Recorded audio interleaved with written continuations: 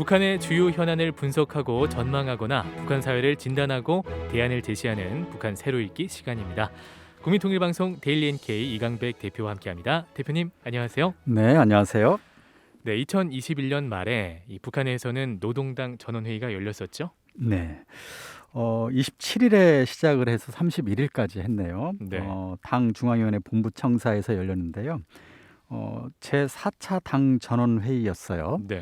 작년에만 4번을 했고요. 또 27일에서 31일까지니까 닷새 기간 진행했는데 네, 굉장히 길게 진행을 했네요. 역사상 가장 길게 또 진행을 했고요. 네. 그래서 결과적으로 2개의 결정서를 채택을 했습니다. 네. 첫 번째 것은 당 8차 대회가 제시한 5개년 계획의 2002년도 과업을 철저히 관철할 때 대하여. 이건 그러니까 당과 국가의 기본 사업 방향 이거 제시한 것 같고요. 네. 두 번째는 우리식 사회주의 농촌 건설의 위대한 투쟁 강령을 철저히 관철할 때 대하여. 이건 아마 주민들에 대한 경제 내용 문제죠. 같습니다. 주민들의 네. 의식주 문제 해결 방안을 제시한 것 같습니다. 그래서 이 2개의 결정서가 만장일치로 채택이 됐고요. 김 총비서의 사회로 진행이 됐습니다. 그렇군요. 네. 이번 전원회의에서는 그럼 어떤 안건들이 주로 다뤄졌나요? 6가지였어요. 네. 첫 번째는 2021년도 주요 당 및 국가정책 집행 정형 총화 그리고 2022년도 계획이고요. 네. 두 번째는 2021년도 국가 예산 집행 정형하고 2022년도 국가 예산안. 그리고 세 번째는 아까 얘기했던 것처럼 사회주의 농촌 문제의 올바른 해결을 위한 과업. 네. 그다음에 네 번째는 당 규약 개정권.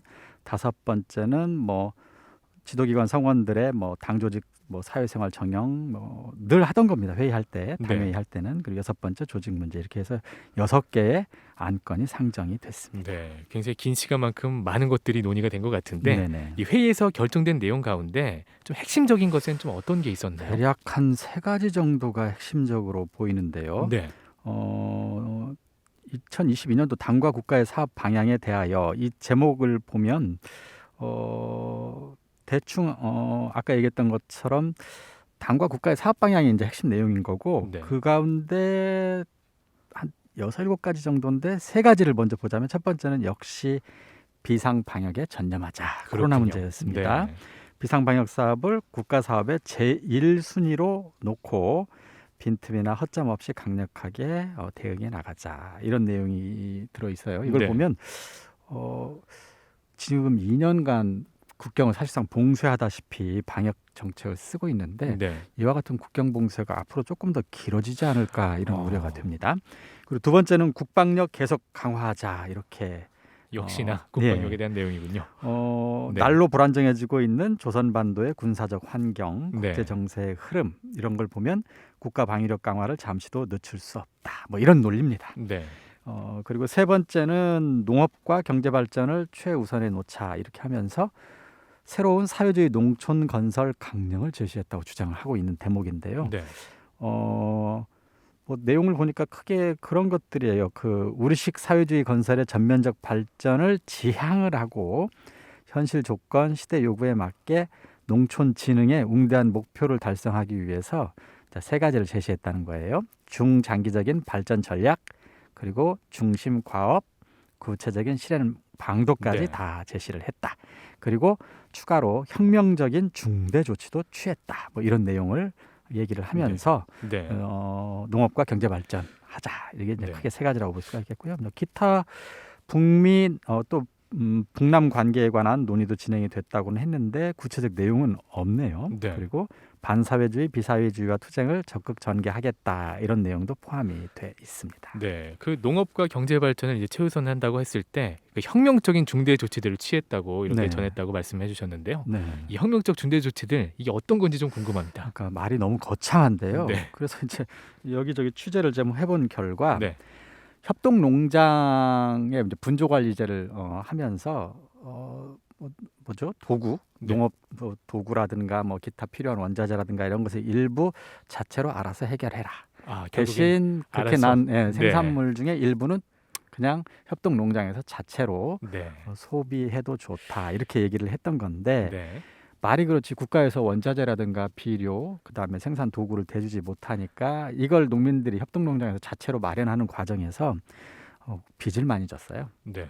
근데 그 가운데 국가에게 진 빚은 탕감해주겠다. 이 내용이 이제 혁명적 중대 조치의 내용이에요. 그렇군요. 다만 이거 보면 그래? 정말? 이렇게 하고 이제 꽤 중대한 조치처럼 느껴지지만 네. 문제는 이 국가가 원래부터 비료라든가 원자재, 농업 도구가 충분하지 않아서 이 협동농장이 진 빚의 대부분은 그냥 민간인들에게 진 빚이에요. 시장에서 네. 진 빚이죠. 그래서 국가에 진 빚은 금액이 많지가 않습니다. 그래서 국가에서 빚을 탕감했다 하면 거창한 것 같지만 생각보다 협동농장에게 큰 도움은 안 될 것 같습니다. 네. 네. 이 대외 관계의 구체적인 내용을 좀 공개적으로 밝히지 않은 이유는 무엇일까요? 적절한 시기가 아니라고 판단했을 것 같아요. 네. 이게 무슨 뜻이냐면 지금 대외 환경이라든가 국제 관계가 어떻게 될지 모르는 몇 가지 불확실성이 있습니다. 네. 그래서 이 내용을 지금 밝혀버리면 북미 관계라든가 아니면 북남 관계 정책을 써나가는데 다양한 방식으로 유연하게 하기가 어렵다고 판단했을 것 같아요. 네. 예를 들어서 그런 겁니다. 네. 코로나19 때문에 지금 언제 문이 열릴지 지금 모르는 상황이에요. 그렇죠. 근데 이런 상황에서는 뭐 지원을 받겠다 아니면 무슨 뭘 하겠다 저거 해봐야 지금 이게 안 풀리면 다른 문제가 다 소용이 없습니다. 네. 그래서 지원이라든가 경제 협력이라고 하는 중대한 이런 문제들이 코로나 환경 때문에 불확실해요. 하겠다고 해도 코로나가 끝나야 결국 하게 될 테니까. 그래서 아직은 그런 상황. 또 3월에 한국에서 대통령 선거가 치러지고 새로운 정부가 들어서는 게 5월입니다. 그런데 그렇습니다. 한국 정부가 어떤 정부가 들어설지 아직 알 수 없어요. 네. 들어서는 정부에 따라서 대남 정책이 다를 수 있거든요. 그렇군요. 지금 발표해봐야 아무 의미가 없잖아요. 네. 이런 것들을 고려해 볼 때 지금 현재는 적절한 시기가 아니라고 네. 판단하고 구체적인 내용은 그때 가서 다시 발표할 가능성이 있습니다. 네. 이 전원회의 이후에 후속 작업에도 돌입을 했다고요? 예, 신년사를 별도로 내지는 않은 것 같고요. 네. 대신 1월 1일 날 노동신문에서 이 전원회의 관련 내용을 대대적으로 보도를 했습니다. 그리고 이튿날인 2일부터는 고위 간부들까지 동원을 해서 이 전원회의의 결정 내용을 온 인민이 힘을 모아서 관찰을 하자 네. 이런 식의 분위기를 지금 연출을 하고 있는 것 같습니다. 1월 2일 날 노동신문 같은 경우는 당 중앙의 영도를 일심전력으로 받들어서 2022년을 새로운 승리로 빛내어갈 철석의 의지 뭐 이런 식의 긴 기사를 좀 쓰고 각계의 반향을 지금 전하고 있습니다. 네. 이 전원회의에 대한 각계의 반응이죠. 네. 뭐 예를 들어서 전원회의 보도를 접하고 온 나라가 끝없는 격정으로 설레고 있다. 조금 약간 좀 다소 과장스럽긴 합니다. 전원회의 결정 때문에 사람들이 이렇게 설렌다는 것도 좀 그러네요. 표현이 좀 뭐 네. 어색한데 또 전원회의에서 취해진 조치들은 어느 것이라 할 것 없이 다 우리 인민에게 행복한 생활을 안겨주기 위한 것이다. 그러니까 북한 특유의 선전 활동을 지금 이어가고 있습니다. 네. 그리고 이게 각계의 반향이라는 이런 수준이 아니라 이제 구체적으로 고위 간부들이 나와가지고 그 전원회의에 대한 평가 또 찬양 이런 걸 이어가고 있어요. 네. 리일환 당중앙위원회 비서 이런 사람은 나와가지고 이 김 총비서의 보고나 결정서는 강령적인 결론이다. 뭐 역사적인 보고다. 전 당의 혁명적 학습 열풍을 세차게 일으켜 세워서 이런 결정서나 보고를 학습하자. 막 이런 주장을 하고 있고요. 네. 전현철 내각 부총리 같은 경우는 내각에서 국가 경제 전반적 발전을 위한 토대를 더욱 튼튼히 다지는데 열심히 최선을 다하겠다. 이런 식의 결의를 이어가고 있습니다. 네. 이 북한 내부에서는 이 전원회의에 대해서 상당히 극찬하고 있는데 네. 이번 회의에서 이 제시된 내용 가운데 가장 중요한 게 이 경제 발전이잖아요. 특히 이 중장기 농촌 발전 전략이라고 볼 수 있을 것 같은데 네네. 이는 좀 어떤 내용인지 궁금합니다. 그러게 우리식 사회주의 농촌 발전의 위대한 새 시대를 열어나가자. 막 이런 식으로 이제 보고를 지금 했습니다. 네. 목표는 온 나라 농촌을 주체 사상화하고 이것도 참 새로운 건 아니에요. 네. 지난 75년간 사실은 이거 해왔던 거고요. 물질적으로 부유하게 만드는 것이라고 하면서 그럼 어떻게 그걸 할 거냐? 농업 근로자들의 사상 의식 수준을 높이겠다. 네. 이 농민들의 사상 수준을 높여서 생산력 높인다는 거. 이건 또 새로운 건 아닙니다. 지난 75년간 그렇게 했죠. 그렇죠. 또 농업 생산력의 비약적 발전. 네. 이건 뭐 늘 하던 얘기. 그리고 농촌 생활 환경의 근본적 개변. 이것이 우리식 농촌 발전이 점령해야 할 목표다. 이렇게 이제 농촌 발전 목표를 제시를 하고요. 네. 그걸 실현하기 위한 전략 차원에서 크게 3가지 정도 제시했어요. 첫 번째는 농업 생산력 증대시키겠다. 그래서 식량 문제를 완전히 해결하겠다는 건데요. 앞으로 10년 동안 단계적으로 알곡 생산 목표, 축산물, 과일, 그다음에 채소, 뭐 하다못해 공예작물, 그다음에 누에 고치까지 생산 목표를 다 밝혀가지고 예. 10년 내에 그 목표에 맞게 따복따복 생산량을 늘리겠다. 이게 네. 첫 번째입니다. 생산량 확대. 그걸 10년 계획을 세우겠다는 거고요. 두 번째 전략은 북한에서 가장 크게 농업을 생산량이 많은 도가 황해남도인가 봐요. 네. 그래서 나라의 가장 큰 농업도인 황해남도를 중시해야 한다. 이렇게 하면서 이것을 국가경제발전 5개년 계획 기간에 당적으로 힘있게 밀고 나가겠다. 이게 이제 두 번째입니다. 그러니까 네. 이거 황해남도 농업을 부흥하겠다는 거죠. 네. 그리고 세 번째는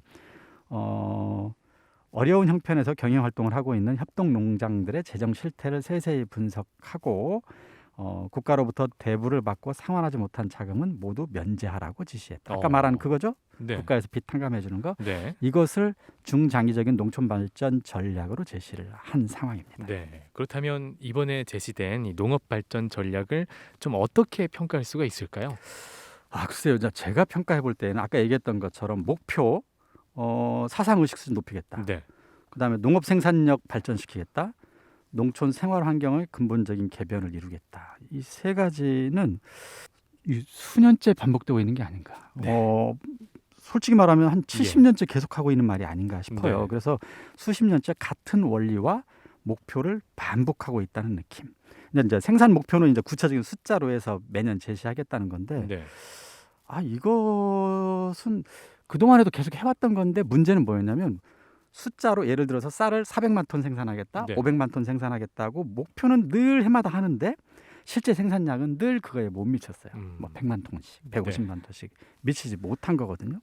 올해도 역시 숫자는 제시를 했지만 그걸 실제로 달성할지는 그건 기다려 봐야 두고 될 봐야 것 것 같아요. 네.